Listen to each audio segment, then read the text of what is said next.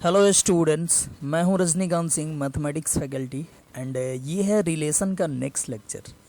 पिछले लेक्चर में हम लोगों ने देखा था कि रिलेशन होता क्या है और डिफरेंट डिफरेंट एग्जांपल्स के हेल्प से हम लोग समझे थे इसको, ये रिलेशन के डिफिनीशन को, कि क्या होता है रिलेशन।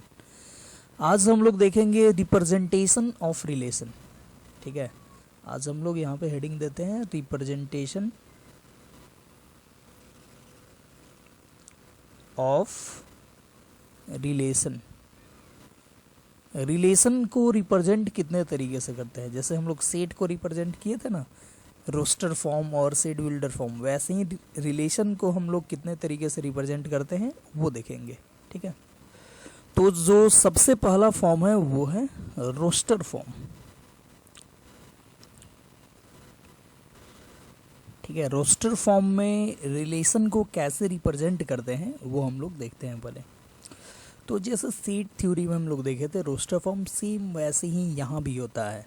जैसे सेट थ्योरी में याद करो हम लोग देखे थे कि किसी भी सेट को रोस्टर फॉर्म में लिखने के लिए सेट के सभी एलिमेंट्स को लिख देते हैं, कॉमा दे देकर ब्रैकेट के अंदर में।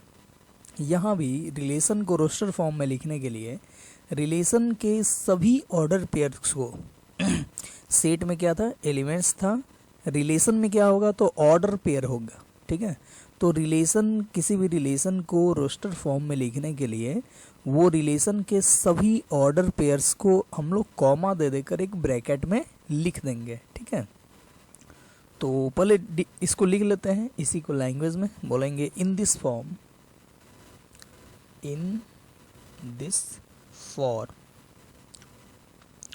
a relation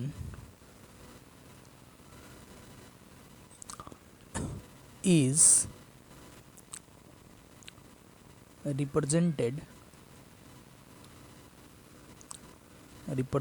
by the set of all ordered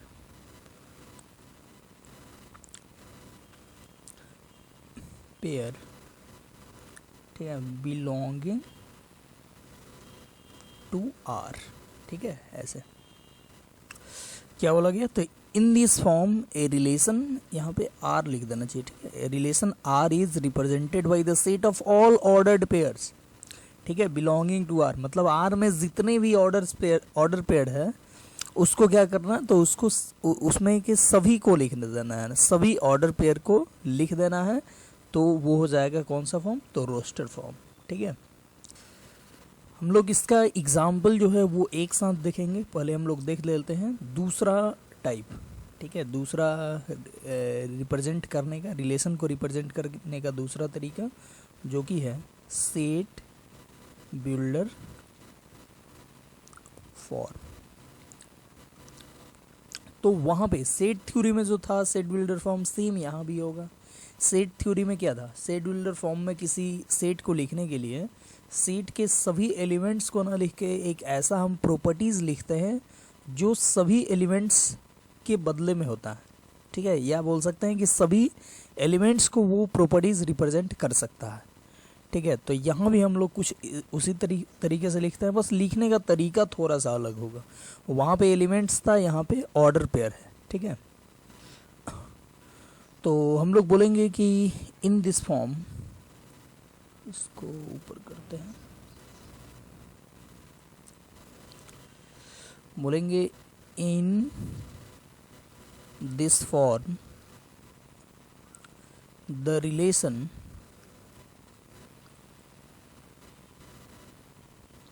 are, मान लो from set A to set B is represented as R equal to, ठीक है, ऐसे A B लिख देंगे। R equal to वहाँ पे क्या लिखते थे, तो वहाँ पे एक एलिमेंट लिखना था तो हम लोग लिखते थे X और सच दैट लिखते थे, तो यहाँ पे लिखेंगे ए बी सच दैट। ठीक है, ऐसे दो टिक दे दिए, such that A belongs to क्या होगा, ए, बी बिलोंग्स टू होगा बी। ठीक है, ए ए से लिया जाएगा, मतलब आर जो रिलेशन है वो सेट ए से सेट बी में है, तो पहला एलिमेंट कहाँ से लेना है, तो ए से, एंड दूसरा एलिमेंट बी से, ठीक है। एंड यहाँ पे एक प्रॉपर्टीज लिखना है जो ए को बी से एसोसिएट करे, ठीक है। तो यहाँ पे लिख रहा है and a b satisfy the rule, मान लो कोई रूल है, द रूल विच एसोसिएट्स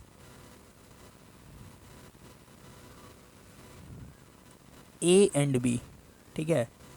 यहाँ पे क्या लिखना है, तो ए बी सच दैट ए से बिलोंग करे, बी से बिलोंग्स करे, and a b satisfy the rule which associates a and b. मतलब यहाँ पे ए बी एक रूल को सेटिस्फाई करे, ठीक है। यहाँ पे एक रूल होगा जो कि ए को बी से एसोसिएट्स करेगा, ठीक है। तो इसको बोलेंगे हम लोग सेट बिल्डर फॉर्म। और पहला जो हम लोग देखे थे वो था रोस्टर फॉर्म। रोस्टर फॉर्म में सिंपली सभी ऑर्डर पेयर्स को लिख देंगे, एंड सेट बिल्डर फॉर्म में हम लोग ऐसे इस तरीके से लिखेंगे, ठीक है। तो एग्जाम्पल देखते हैं, यहाँ पे हम लोग देखते हैं यहाँ पे एक एग्जाम्पल, जैसे सेट ए इक्वल टू हम ले रहे हैं -2 -1 0 1 2, ठीक है। और सेट बी इक्वल टू ले लें, मान लो कि 0 1 4 9, चलो इतना। और बोले कि एक रिलेशन है R from set A to set B, ऐसे R equal to A B such that A belongs to A, B belongs to B. देखो ए कहाँ से लेना है, तो सेट ए से, एंड बी कहाँ से लेना है, तो सेट बी से, and a square equal to B. देखो वो रिलेशन जो था वो यही रिलेशन है, a square equal to b, मतलब जितना ए बी होगा वो इसको सेटिस्फाई करना चाहिए, ठीक है। तो ये एक हो गया रिलेशन।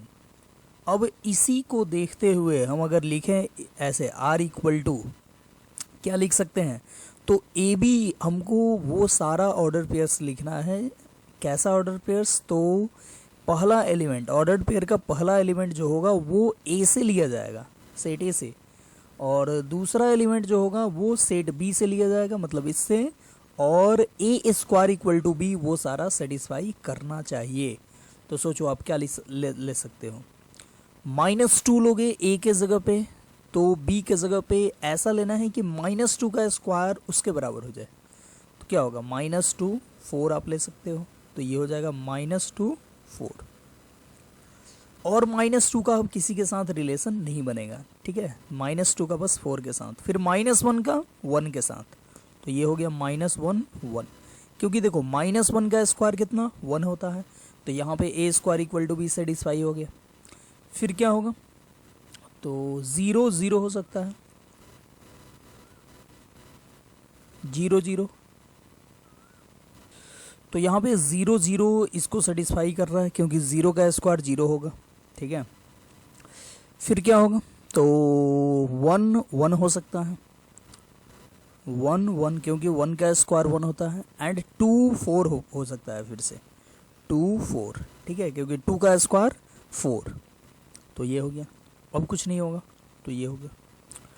तो देखो ये पहला जो वे था, ये जो रिप्रेजेंट करने का वे था, इसमें हम क्या किए, इसमें हम लोग एक रूल लिखे यहाँ पे, ए स्क्वायर इक्वल टू बी, सारा एलिमेंट्स न लिखकर हम ऐसा लिखे a B such that A belongs करेगा ए से, ठीक है, मतलब स्मॉल ए बिलोंग्स करेगा ये सेट ए से, स्मॉल बी बिलोंग्स करेगा कहाँ से, तो सेट बी से, and a square equal to b, ये रूल को सारा एलिमेंट्स ये ए बी सेटिस्फाई करना चाहिए।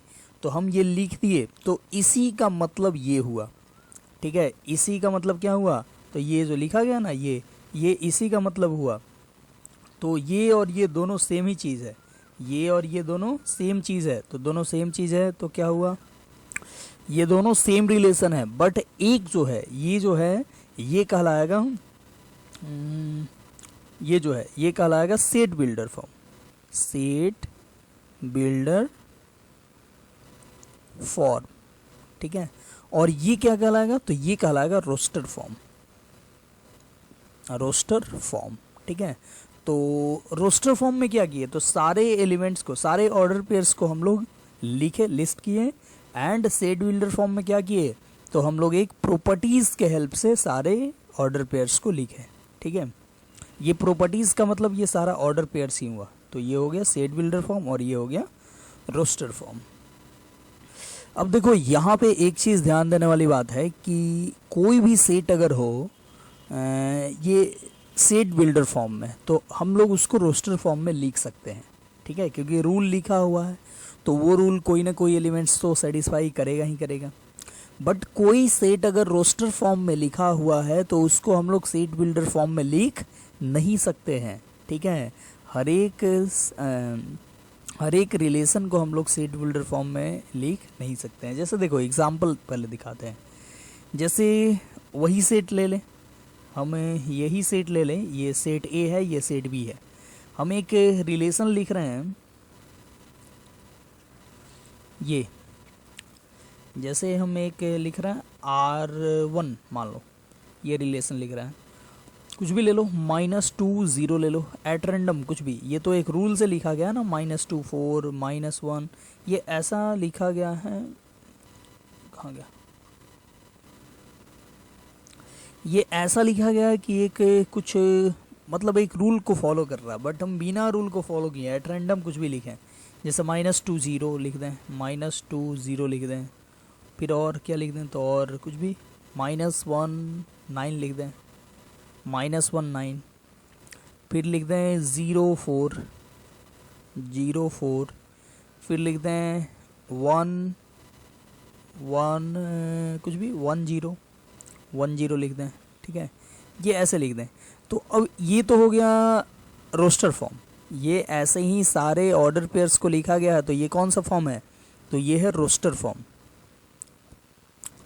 अब बोला जाए कि ये जो रोस्टर फॉर्म है इसी का सेट बिल्डर फॉर्म लिखो, ठीक है। बोला जाए इसी का सेट बिल्डर फॉर्म लिखो, तो इसका सेट बिल्डर फॉर्म लिखना अब पॉसिबल नहीं है, क्योंकि हम एट रैंडम कुछ लिखे, कोई रूल को फॉलो नहीं किया, ऐसे ही बिना रूल को फॉलो किए ये लिख दिए हैं रोस्टर फॉर्म, ठीक है। तो इसका सेट बिल्डर फॉर्म लिखना पॉसिबल नहीं है।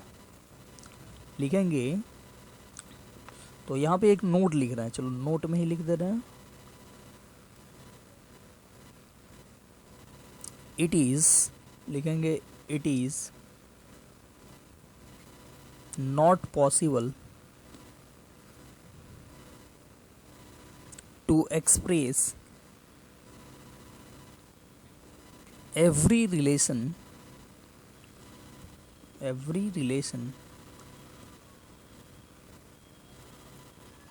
from set A to set B in set builder form। देखो क्या है कि सभी रिलेशन को हम लोग सेट बिल्डर फॉर्म में लिख नहीं सकते हैं। जैसे ये रिलेशन ये रोस्टर फॉर्म में लिखा हुआ है, लेकिन इसको सेट बिल्डर फॉर्म में लिख नहीं सकते हैं, ठीक है। सिर्फ रोस्टर फॉर्म में ही ये रहेगा, तो इस बात का ध्यान रखना है। चलिए ये हो गया। नेक्स्ट जो रिप्रेजेंट करने का जो तरीका है वो है तीसरा, बाई एरो डायग्राम, ठीक है। एरो डायग्राम से भी हम लोग रिलेशन को रिप्रेजेंट कर सकते हैं। तो सबसे पहले इसका हम लोग मेथड लिख लेते हैं कि किस मेथड से करेंगे, उसके बाद हम करके दिखाएंगे, ठीक है। तो लिख रहे हैं to represent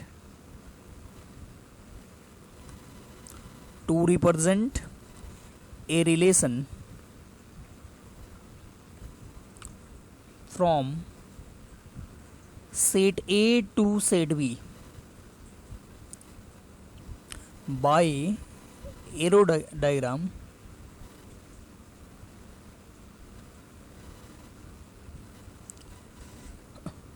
we draw arrow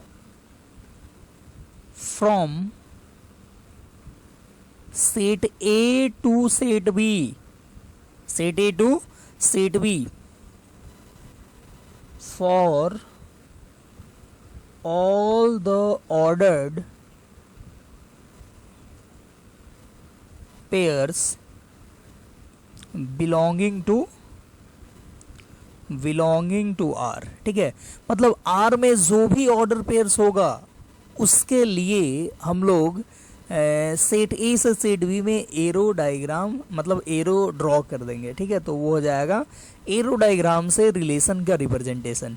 ठीक है, अब देखो हम लोग एग्जाम्पल से इस बात को समझते हैं।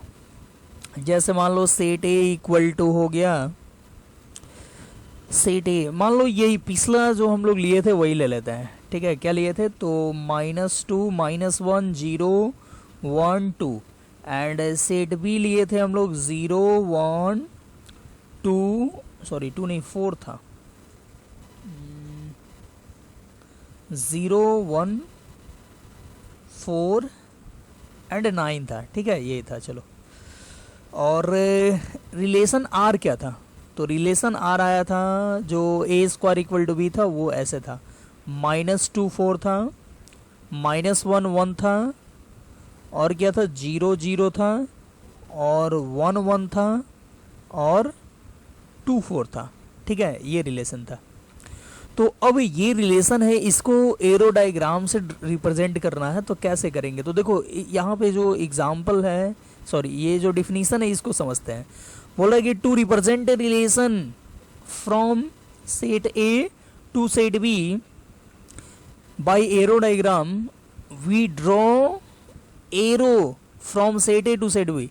देखो हम लोगों को अगर रिलेशन को एरो डायग्राम से ड्रॉ करना है तो हम लोग एरो ड्रॉ करेंगे सेट ए से सेट बी में। ठीक है, for all order pairs belonging to R. अब देखो आर में जितने भी ऑर्डर पेयर्स है उसके लिए सेट ए से सेट बी में हम लोग एरो ड्रॉ कर देंगे। यही बात तो ये बोला जा रहा है।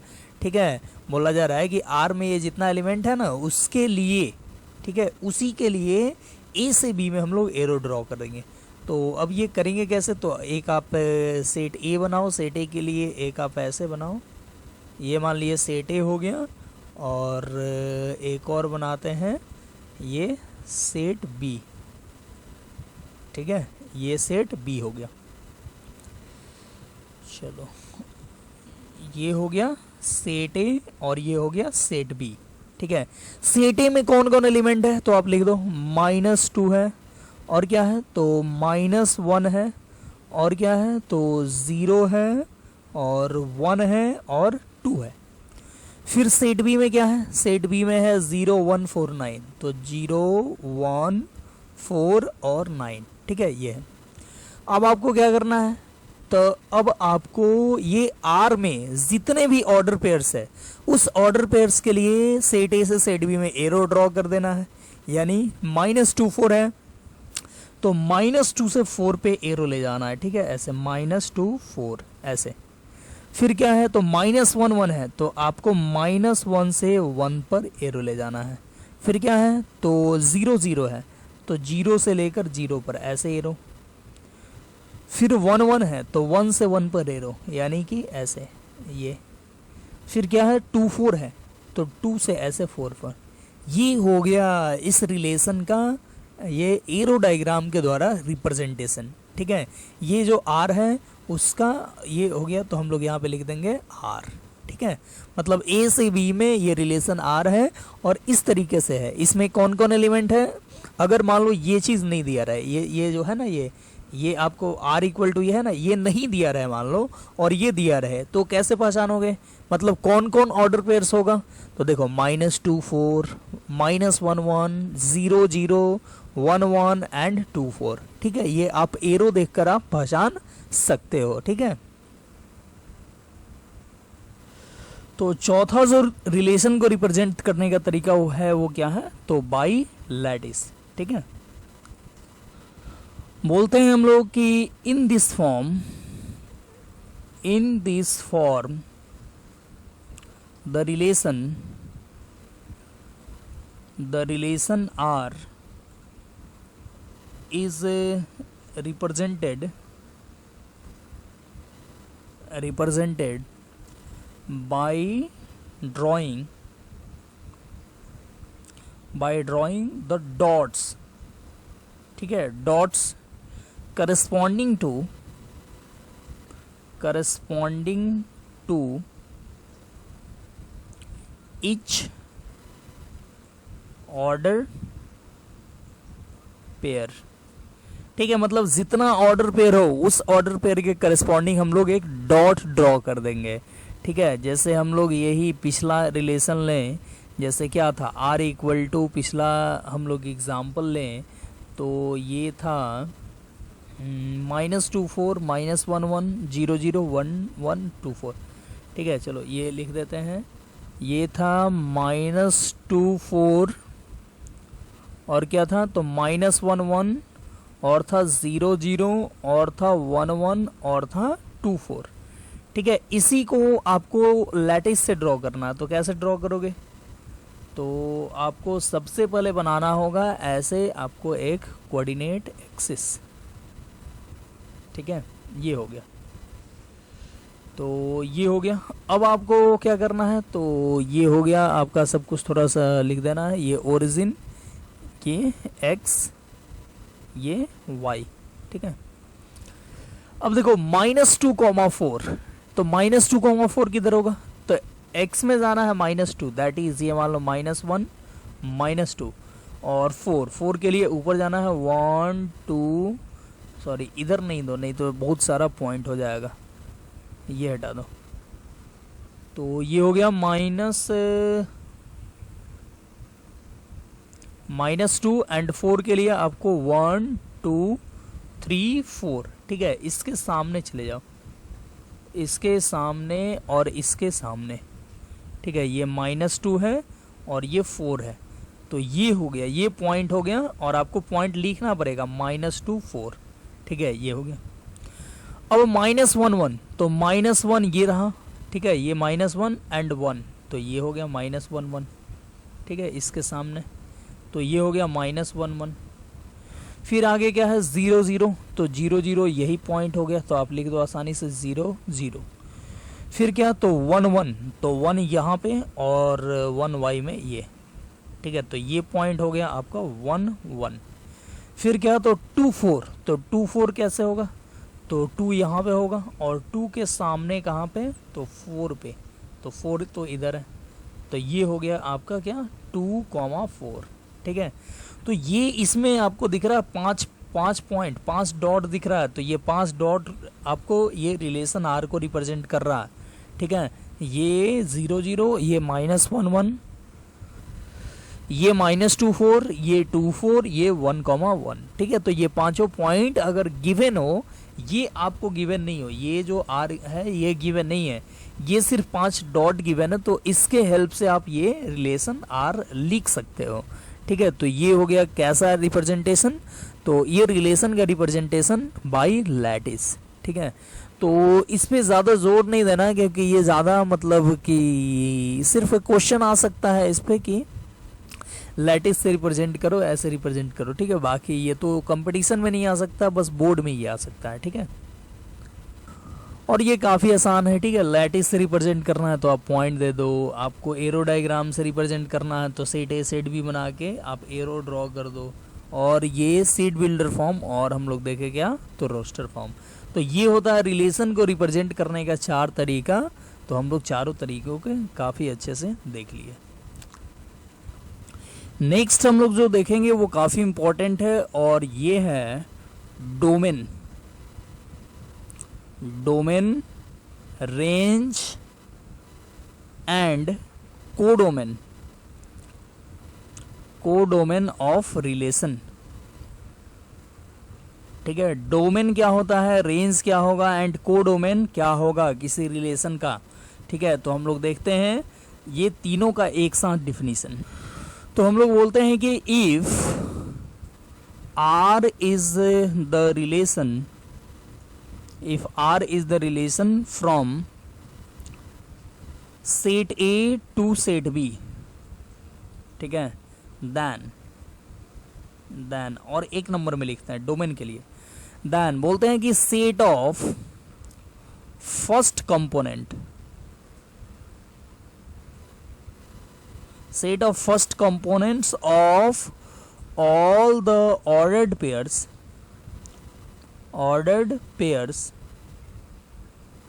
in R is called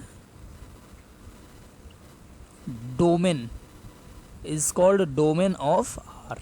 ठीक है, देखो डोमेन क्या होगा, तो जितना रिलेशन में जितना ऑर्डर पेयर होता है उसके फर्स्ट कंपोनेंट्स के सेट को हम लोग बोल देंगे डोमेन। ठीक है, तो जैसे देखो एग्जांपल, ये जैसे ये रिलेशन था, ये आर एक रिलेशन था, बोला जाए इसका डोमेन क्या होगा, तो इसमें जितने भी ऑर्डर पेयर्स है इसके सभी के फर्स्ट कंपोनेंट का सेट लिख दो तो ये हो जाएगा डोमेन। जैसे मान लो इसका डोमेन लिखना है तो इसका डोमेन क्या होगा, तो इसका डोमेन हो जाएगा -2, फर्स्ट कंपोनेंट का सेट लिखना है, -2 लिख दिए, फिर क्या लिखे तो -1, फिर क्या लिखना है तो 0 1 2 0 1 2, तो ये हो गया डोमेन ऑफ दिस रिलेशन। ये रिलेशन का डोमेन क्या हो गया, तो ये हो गया। ठीक है, तो आई होप क्लियर हो गया होगा। ठीक है, क्या बोले थे कि set of first components of all the order pair in R is called domain of R. ठीक है, नेक्स्ट हम लोग देखते हैं दूसरा रेंज के लिए बोलते हैं set of second component, set of second component of all the ordered pairs in R is called range of R। ठीक है, मतलब सेट ऑफ सेकंड कंपोनेंट्स को क्या बोल देंगे, रेंज ऑफ रिलेशन। ठीक है, जैसे मान लो इसी रिलेशन, ये रिलेशन है, इसी का रेंज चाहिए तो आप क्या लिखोगे, इसका रेंज क्या लिखोगे, मान लो रेंज लिखना है तो आप लिख दोगे सेकंड कंपोनेंट्स का सेट, दैट इज 4, इसके बाद तो 1, 4 के बाद 1, फिर क्या लिखोगे तो 0, फिर क्या लिखोगे तो 1 and 4, तो 1 4 देखो ऑलरेडी लिखा जा चुका है तो दोबारा नहीं लिखना, बस बंद कर दो, तो यही हो गया रेंज ऑफ रिलेशन। ठीक है, तो आई होप ये भी क्लियर हो गया होगा। ये सब बहुत ही आसान है, बस टर्म याद रखना है कि ये होता क्या है, डोमेन एंड रेंज। ठीक है, अब नेक्स्ट है कोडोमेन। तो कोडोमेन क्या होता है, तो देखो यहाँ पे ये क्या रिलेशन है उससे हमको कोई मतलब नहीं है। यहाँ पे बोल रहा है ना कि if R is relation from set A to set b, तो सेट बी को बोल देंगे कोडोमेन। मतलब सेट ए से सेट बी में रिलेशन है तो सेट बी को बोल देंगे कोडोमेन, मतलब जो दूसरा सेट होगा उसको बोलते हैं कोडोमेन। ठीक है, तो यहाँ पे हम लोग लिखेंगे तीसरा कि set b is called codomain. ठीक है, सेट बी को क्या बोलेंगे, कोडोमेन बोलेंगे। ठीक है, मतलब देखो ये रिलेशन जो हम लिखे थे आर, ये एक्चुअली इसके पहले यहाँ से लिखे थे, ए से बी में एक रिलेशन लिखे थे, तो ये यही था ना, ये रिलेशन को फिर से वहाँ दोबारा लिखे थे, तो यहाँ पे डोमेन हो गया तो डोमेन हो गया -2 -1 0 0 1 2, ये सब हो गया। कोडोमेन के लिए सेकंड कंपोनेंट यूज कर लिए, लेकिन रेंज आप क्या लिखोगे, रेंज के लिए सेकंड कंपोनेंट यूज किए, बट कोडोमेन क्या लिखोगे, तो कोडोमेन के लिए आपको ये सेट बी बस ले लेना है। सेट बी क्या हो जाएगा, तो सेट बी हो जाएगा कोडोमेन।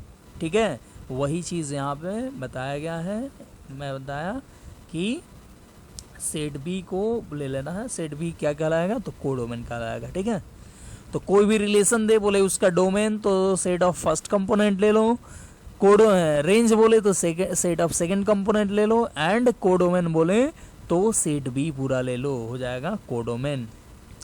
तो एक हम लोग इस पे एग्जांपल देखते हैं। एग्जांपल यानी क्वेश्चन बोल रहा है कि find the domain and range of relation R equal to ये ऐसे है x, x3 such that x is a prime number, x is a prime number less than 10। ठीक है, ये तो देखो इसको सॉल्व करते हैं। बोल रहा है कि find the domain and range of relation. इस रिलेशन का डोमेन एंड रेंज लिखना है। तो अभी देखो, अभी ये तो सबसे पहले इसको रोस्टर फॉर्म में हम लोग को लिखना पड़ेगा ताकि सारा ऑर्डर पर लिखा पाए। तो यहाँ पे है x और एक्स क्यू, ठीक है, x और एक्स क्यू है, मतलब कि a के जगह पे x है, b के जगह पे एक्स क्यू है। और x के बारे में बोल रहा है कि x एक प्राइम नंबर है और 10 से छोटा, 10 से छोटा प्राइम नंबर है। तो r आप सबसे पहले लिखो। कैसे लिखोगे? तो x के जगह पे आप 10 से छोटा प्राइम नंबर लिखो। तो 10 से छोटा प्राइम नंबर क्या होगा? तो 10 से छोटा प्राइम नंबर 2, 3, 5, 7, ठीक है, ये हो जाएगा। तो अगर x के जगह पे 2 लोगे तो क्या होगा? x के जगह पे 2 लेने पे 2 और 2 का क्यू हो जाएगा b के जगह पे, ठीक है, यानी 2 का क्यू 8, ये हो गया।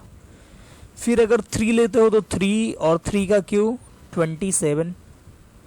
फिर 5 लेते हो तो 5 और 5 का क्यू 125। फिर 7 लेते हो तो 7 और 7 का क्यू 343, ये हो जाएगा, ठीक है, ये हो गया r। तो सबसे पहले r हम लोग लिख दिए। अब हमको लिखना है डोमेन एंड रेंज। तो डोमेन इसका क्या होगा? तो डोमेन इसका हो जाएगा 2 फर्स्ट कंपोनेंट्स का सेट, तो 2 फिर 3 फिर 5 और फिर 7, ये। फिर रेंज लिखना है। तो रेंज क्या होगा? तो रेंज हो जाएगा सेकेंड कंपोनेंट का सेट, यानी 8 फिर 27, फिर क्या होगा? तो 125 एंड नेक्स्ट 343, ये हो जाएगा रेंज, ठीक है। अब देखो यहाँ पे इस क्वेश्चन में अगर पूछे कि कोडोमेन क्या होगा तो निकालना पॉसिबल नहीं होगा।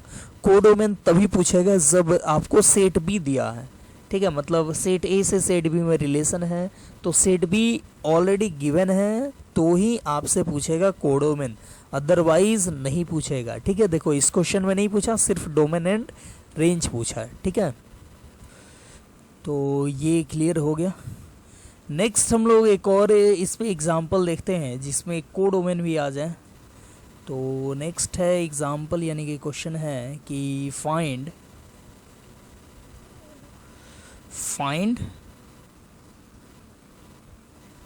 Domain, range and codomain of a relation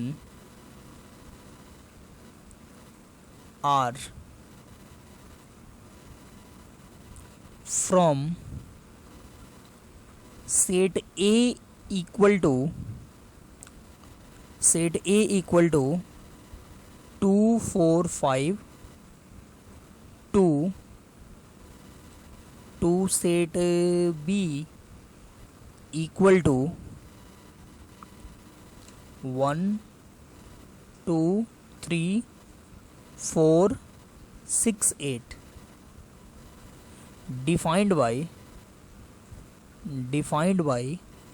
R equal to AB such that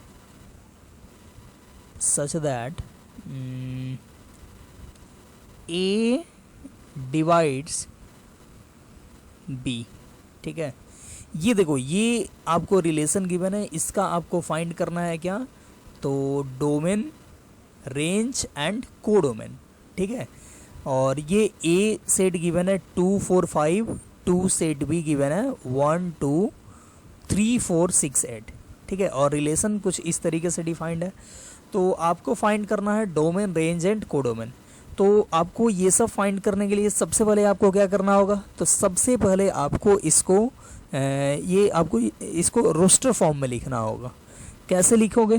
तो R इक्वल टू आप लिखो ए बी, ऐसे ए बी का सिलेक्शन करना है कि A डिवाइड्स B, मतलब A B को डिवाइड्स कर दे। तो A पहला जो सिलेक्ट करना है वो सेट A से करना है और दूसरा करना है वो सेट B से करना है। तो A डिवाइड्स B कैसे करोगे? तो 2 डिवाइड्स 2, ठीक है, 2 डिवाइड्स 1 तो नहीं होगा क्योंकि 2 जो होगा वो 1 को डिवाइड नहीं करेगा, ठीक है। तो 2 डिवाइड्स 1 नहीं होगा, फिर 2 डिवाइड्स क्या हो जाएगा? तो 2 हो जाएगा, यानी हो जाएगा यहाँ पे 2, 2, 2, 2, ठीक है। फिर 2 और किसी से रिलेट होगा कि नहीं? तो देख लो, तो 2 डिवाइड्स 3 नहीं होगा, 2 3 को डिवाइड नहीं करेगा, बट 4 को करेगा, 6 को करेगा एंड 8 को करेगा, ठीक है। तो 2 डिवाइड्स 4, तो 2 4 हो जाएगा, फिर 2 6 हो जाएगा एंड 2 8 हो जाएगा, ठीक है।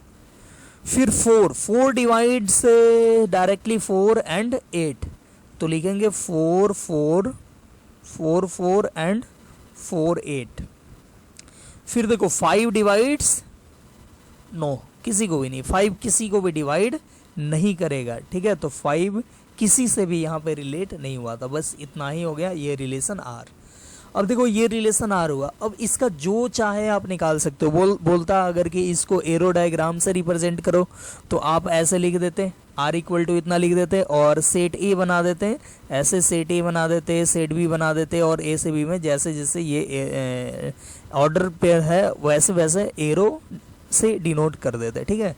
लेकिन अभी तो फिलहाल यहाँ पे पूछ रहा है डोमेन फाइंड करो, रेंज फाइंड करो एंड क्या, तो कोडोमेन फाइंड करो, ठीक है। तो सबसे पहले हम लोग डोमेन फाइंड करते हैं, ठीक है। इसका डोमेन क्या होगा, तो इसका डोमेन हो जाएगा, डोमेन क्या होता है, तो सेट ऑफ फर्स्ट कंपोनेंट, ठीक है। तो फर्स्ट कंपोनेंट क्या है यहाँ पे 2 है, तो आप लिख दो 2। फिर देखो फिर यहाँ पे 2 है तो दोबारा नहीं लिखना है 2, फिर 2 है, फिर 2 है तो दोबारा नहीं लिखना है, बस अब आगे लिखना है 4, तो 2 के बाद 4 और फिर 4, अब फिर दोबारा तो फिर से नहीं लिखना, तब 2 4 हो गया इसका डोमेन, ठीक है। फिर आपको लिखना है रेंज, तो रेंज क्या होगा, तो रेंज होता है सेट ऑफ सेकेंड कंपोनेंट्स। तो सेकेंड कंपोनेंट देखो यहाँ पे 2 है तो 2 लिख दिए, और क्या 4 है तो 4 लिख दिए, फिर क्या है तो 6 है तो 6 लिख दिए, फिर क्या है तो 8 है तो 8 लिख दिए। फिर देखो फिर है 4, तो 4 तो ऑलरेडी हम लोग लिख चुके हैं तो दोबारा नहीं लिखना है, फिर 8 भी लिख चुके हैं तो दोबारा नहीं लिखना है, बस इतना ही हो गया। तो ये हो गया रेंज, तो डोमेन हो गया, रेंज हो गया। अब नेक्स्ट क्या चाहिए, तो अब चाहिए कोडोमेन। तो कोडोमेन के लिए आपको देखना ही नहीं है कि ये क्या रिलेशन है क्या नहीं है, आपको सिंपल सेट बी लिख देना है, क्योंकि रिलेशन कहाँ से कहाँ है, तो from set A to set b. तो जो सेकेंड वाला हो मतलब 2 हो, मतलब फ्रॉम से 2 जिसमें जाए उस वही सेट लिख देना है, ठीक है। मतलब फ्रॉम सेट ए तो स्टार्टिंग वाला ए हुआ, टू सेट बी तो एंड वाला सेट बी हुआ, तो एंड वाला लिख देना है, ठीक है। मतलब यहाँ पे लिख देना आपको कोडोमेन इक्वल टू कितना, तो ये set a b that is 1 2 3 4 6 8, 1 2 3 4 6 8, ठीक है। ये हो गया आपका कोडोमेन, ठीक है। तो आई होप आपका ये अच्छे से क्लियर हो गया होगा कि क्या होता है domain, range and codomain. Next हम लोग एक चीज़ देखते हैं और इसका कहीं कहीं यूज़ आ जाता है, और ये है रिलेशन ऑन ए सेट, ठीक है। रिलेशन ऑन ए सेट, ठीक है। तो देखो ये actually relation on a set जो है वो क्लास 12th में यही मेन पढ़ना है, ठीक है। क्लास 12th में मेन यही पढ़ना है रिलेशन ऑन ए सेट, और इसी से रिलेटेड आगे सब रिफ्लेक्सिव, सिमेट्रिक, ट्रांजिटिव रिलेशन हम लोग पढ़ते हैं। बट यहाँ पे 11th में ये नहीं है, बट देखे 1-2 क्वेश्चन दे दिया था रिलेशन ऑन ए सेट पे, तो इसलिए इसको मैं यहाँ पे क्लियर कर दे रहा हूँ, ठीक है। तो सबसे पहले हम लोग इसको डिफाइन करते हैं कि ये होता क्या है। तो बोलते हैं कि if a b a non empty set,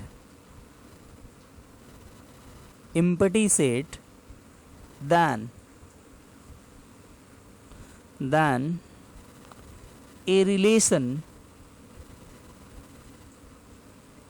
from set A to itself, ध्यान देना, बोले कि a b a non empty set मतलब एक खाली खाली नहीं होना चाहिए, then a relation from set A to itself is called relation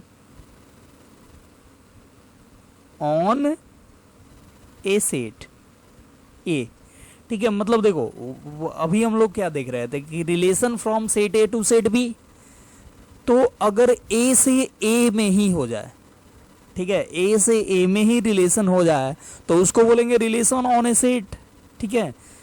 और जो सेट में हो, जैसे सेट ए से सेट ए में हो तो relation on a set a, b से बी में हो तो relation on a set b, ठीक है। तो देखो ए से बी में रिलेशन के लिए क्या चाहिए था, तो any subset of a cross b लेते थे, ठीक है। तो relation on a set a लेना है तो क्या लोगे, तो any subset of a cross a, तो आप यहां पे लिख सकते हो और any subset of a cross a is called relation on a set a, ठीक है। मतलब any subset of a cross a ले लो तो वो क्या कहलाएगा, तो वो कहलाएगा रिलेशन ऑन ए सेट ए कहलाएगा, ठीक है। जैसे देखो एग्जाम्पल से इसको समझते हैं, जैसे मान लो कि ये गिवन है आपको सेट ए इक्वल टू 1 2 3, तो देखो वहां पे क्या था, वहां पे गिवन होता था सेट ए और सेट बी, तो हम लोग निकालते थे ए क्रॉस बी और उसका कोई भी सबसेट लेते थे। यहाँ पे एक ही सेट गिवन है सेट ए, तो आपको क्या निकालना है, तो आपको निकालना है ए क्रॉस ए निकालना है। कैसे निकलेगा, तो एक और यहाँ पे ए इसके सामने लिख दो 1 2 3 ताकि क्रॉस लिखने में आसानी हो। तो ए क्रॉस ए कैसे लिखोगे, तो देखो ए, अब फिर यहाँ पे ए है तो आपको क्या करना है, तो एक इससे लेना है और एक इससे लेना है, तो हो जाएगा 1 1, तो ये हो गया 1 1। फिर क्या होगा, तो 1 2 देख रहे हो 1 2, अब फिर 1 3, तो 1 लिए इसमें से और बाकी 1 2 3 इसमें से तीनों ले लिए, फिर 2 के साथ तीनों लो, मतलब क्या होगा, तो 2 1 2 2 एंड 2 3, फिर क्या होगा, तो 3 के साथ तीनों, तो क्या होगा 3 1 3 2 एंड 3 3, ये हो गया ए क्रॉस ए, ये क्या होगा ए क्रॉस ए। तो अब आपको क्या करना है, तो रिलेशन ऑन ए सेट ए लिखना है, तो ए क्रॉस ए का कोई भी आप सबसेट ले लो तो वो कहलाएगा रिलेशन ऑन ए सेट ए। जैसे पहला हम कोई भी एक सबसेट ले रहे हैं, मान लो आप 1 1 ले लो, 1 2 ले लो, बस हो गया, 2 ही लेकर छोड़ दो, या R2 कोई भी ले लो आप, 1 1 लो और कुछ भी 2 1 लो, 2 1 ले लिए, मान लो 2 2 भी ले लिए और 3 2 भी ले लिए, ठीक है, और इतना करके क्लोज कर दिए। तो ये सब क्या कहलाएगा, ये सब, ये और ये सब क्या कहलाएगा, तो ये सब कहलाएगा रिलेशन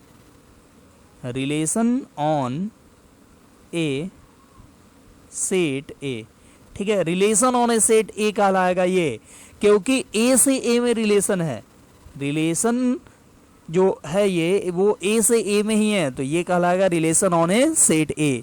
देखो हम लोग पीछे देखे थे क्या, ए से बी में रिलेशन, ठीक है, मतलब ए क्रॉस बी का सबसेट लिए थे, तो ए क्रॉस बी का जब सबसेट हम लोग लेते हैं तो वो कहलाता है relation from set A to set b, और ए क्रॉस ए का ही सबसेट लेंगे तो वो कहलाएगा रिलेशन ऑन सेट ए, ठीक है। तो आई होप ये क्लियर हो गया होगा, इसमें ज़्यादा कुछ नहीं है, बस यही है कि ए से ए में रिलेशन लेना होता है, यानी ए क्रॉस ए का सबसेट लेते हैं, ठीक है। तो आज हम लोग देखें कि रिलेशन को कितने तरीके से रिप्रेजेंट करते हैं, फिर हम लोग देखें कि डोमेन, रेंज एंड कोडोमेन क्या होता है रिलेशन का, और फिर हम लोग देखें कि ये रिलेशन ऑन ए सेट ए क्या होता है, ठीक है। तो इस वीडियो को हम लोग करते हैं यहीं पे समाप्त, और नेक्स्ट वीडियो में, नेक्स्ट लेक्चर में हम लोग देखेंगे इनवर्स ऑफ रिलेशन, ठीक है। इनवर्स ऑफ रिलेशन काफ़ी इंपॉर्टेंट होता है, तो इनवर्स ऑफ रिलेशन देखेंगे और उसके बाद हम लोग इस पर करेंगे कुछ और क्वेश्चन, ठीक है, काफ़ी इंपॉर्टेंट क्वेश्चन करेंगे और उसके बाद ये समाप्त हो जाएगा। तो देखो ये रिलेशन जो टॉपिक था वो क्लास 11th में बहुत कम पढ़ना, ठीक है। वैसे तो मतलब कि क्लास 12th में मेनली ये जो टॉपिक है ये क्लास 12th का है, ठीक है, और ये जो टॉपिक है उससे जेई मेन में एक क्वेश्चन आता है, ठीक है। अब हर एक साल नहीं आता है, ये अलग बात है, बट आ सकता है किसी भी साल, मतलब जैसे 1-2 साल गैप करके एक एक क्वेश्चन आता है। जैसे कभी आता है सीट थ्योरी से, ठीक है, और कभी आ जाता है रिलेशन से। तो ये टॉपिक से क्वेश्चन आ जाता है, तो इसलिए हम लोग देखें। और ये जो था ये फंडामेंटल था। एक्चुअली जो क्वेश्चन आता है वो आता है 12th के पार्ट से, ठीक है, जो रिफ्लेक्सिव, सिमेट्रिक और ट्रांजिटिव होता है उस पार्ट से आता है, ठीक है। और यहाँ पे कभी कभी डोमेन और रेंज से भी दे सकता है, तो इसलिए ये सब चीज़ ध्यान रखना। और मेन जो रिलेशन पढ़ना है वो ध्यान रखना, कहाँ पढ़ना है, तो क्लास 12 में पढ़ना है, ठीक है। यहाँ पे तो थोड़ा सा इसका झलक देखना है, तो हम लोग झलक तो बहुत देख लिए इसका। और ठीक है, तो नेक्स्ट लेक्चर में हम लोग इन्वर्स देख लेंगे और उस पर कुछ क्वेश्चन देख लेंगे जो कि इधर उधर से पूछा हुआ है और नहीं भी पूछा हुआ है। कंसेप्ट को समझने के लिए तो क्वेश्चन तो देखना होगा ना, ठीक है। ज़रूरी थोड़ा है कि सब कुछ पूछा ही हुआ देखोगे। तो ठीक है, हम लोग मिलेंगे फिर नेक्स्ट लेक्चर में। तब तक के लिए bye bye, best of luck.